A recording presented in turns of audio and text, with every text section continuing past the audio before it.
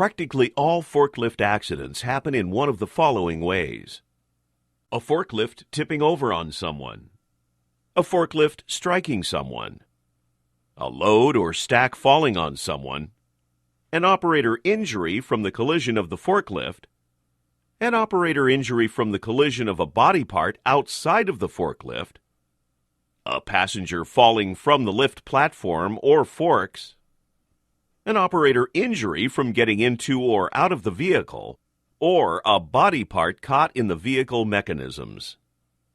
The most important word to remember when operating a forklift is control. All of the safety instructions in this module are about remaining in control of the load and the vehicle. Following these instructions will reduce the likelihood that you, the forklift operator, will be responsible for a potentially fatal accident.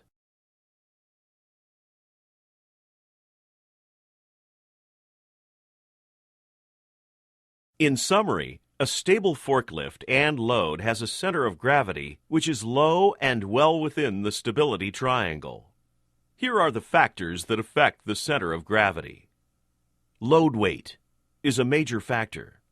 As load weight increases, the center of gravity moves toward the load. Load balance affects the side-to-side location of the center of gravity. A load that is not centered will move the center of gravity to the side where the load is heavier. Load height is also a big influence on stability. The higher a load is raised, the more unstable the truck becomes. The higher a load, the less movement it will take to move the center of gravity out of the stability triangle. With a load raised high, it may only take a small bump, a slight turn, or a quick stop to tip over the forklift. Inclined or uneven surfaces move the center of gravity in the direction of the downward slope.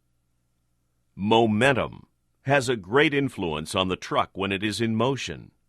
Acceleration will move the center of gravity toward the rear of the truck, and deceleration, such as when braking, will move the center of gravity toward the load.